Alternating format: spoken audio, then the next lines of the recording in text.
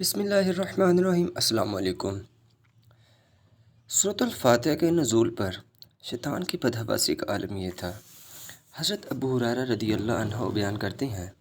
کہ جب سورۃ الفاتحہ نازل ہوئی تو شیطان بہت زور و شور سے رونے لگا۔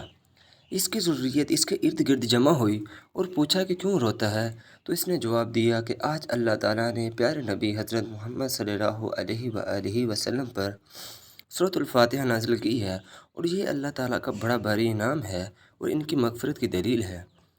تو شیطان کی ذریت نے کہا کہ تم اتنا غمگین نہ ہو، ہم مل کر کوشش کریں گے یہاں تک کہ اس امت کے لوگ اللہ تعالیٰ کی نعمتوں کے منکر ہو جائیں گے، بس اللہ تعالیٰ اس پر بھی اگلی امتوں کی طرح عذاب نازل کرے گا۔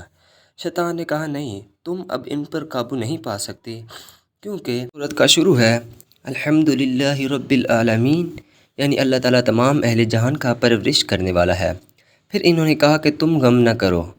ہم پوری کوشش کریں گے یہاں تک کہ اس امت کے لوگ اللہ تعالیٰ کے کرم اور بخشش سے نا امید ہو جائیں گے، لہٰذا ہم اگلی امتوں کی طرح عذاب الہی کے مستحق ٹھہریں گے۔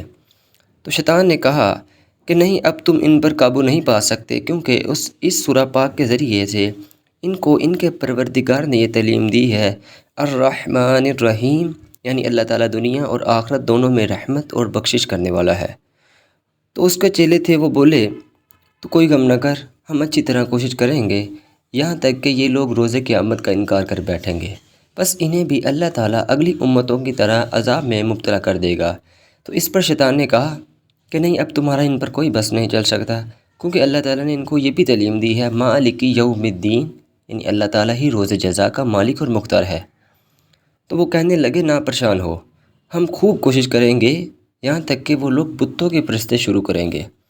جس کی وجہ سے اگلی امتوں کی طرح اللہ تعالیٰ ان پر عذاب کرے گا۔ تو اس پر شیطان بولا کہ اب تم ان پر پیش نہیں پا سکتے، کیونکہ اب وہ یہ کہنے لگے ہیں ایاک نعبد،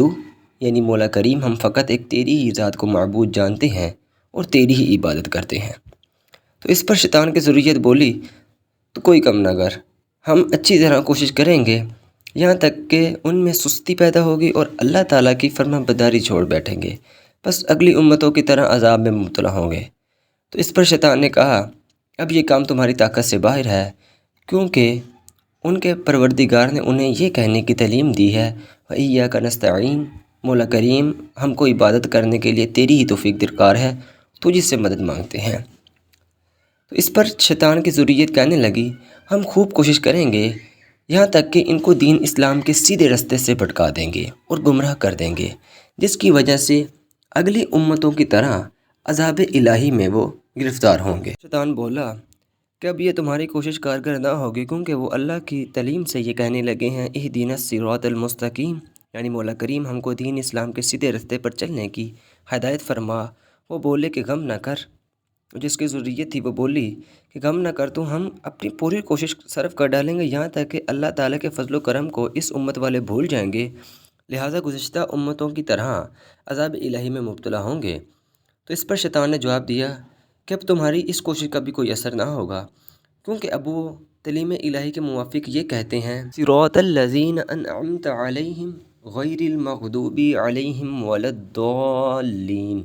یعنی مولا کریم تو ہم کو ان لوگوں کے رستے پر لے چلا جن پر تو نے اپنا انعام و احسان فرمایا ہے، اور ان لوگوں کے طریقے سے دور رکھ جن پر تیرا غضب نازل ہوا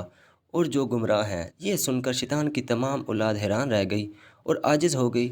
تو پھر اس کے باوجود سب نے اس سے یہ کہا کہ اس امت کے لوگ حضرت حوا رضی اللہ عنہا اور حضرت آدم علیہ السلام سے افضل نہیں ہیں، اور نہ ہی ان دونوں سے جنت میں ان کا مقام اعلیٰ و افضل ہے۔ اے شیطان، آخر اپنے ہیلے سے تو نے آدم علیہ السلام اور حوا کو جنت سے نکلوا دیا، پھر یہ لوگ کیا چیز ہیں؟ یہ سن کر شیطان نے ایک چیخ ماری اور سمندر میں ایک غوطہ لگایا، سال بھر تک اپنی اولاد سے غائب رہا، 1 سال کے بعد نمودار ہوا اور کہا اے میرے فرزندو، تم کو بشارت ہو کہ مجھے ایک ایسا ہیلا ہاتھ آ گیا ہے جس کی وجہ سے اس امت کے لوگ بھی گمراہ ہو جائیں گے۔ سب نے پوچھا وہ کیا ہے؟ جواب دیا کہ ان کے سامنے گناہوں کو دل لبھانے والی صورتوں میں پیش کرو اور بری باتوں کو خوش نما بنا کر ان کے دلوں میں بسا دو، بس ان کی زبانیں استغفار سے باز رہیں گی اور اللہ تعالیٰ ان کو اگلی امتوں کی طرح عذاب میں مبتلا کرے گا۔ یہ سن کر سب کے سب خوش ہو گئے اور خوش خوش اپنے اپنے کام پر جانے لگے۔ اس وقت اللہ تعالیٰ نے ہاتف غیب کو حکم دیا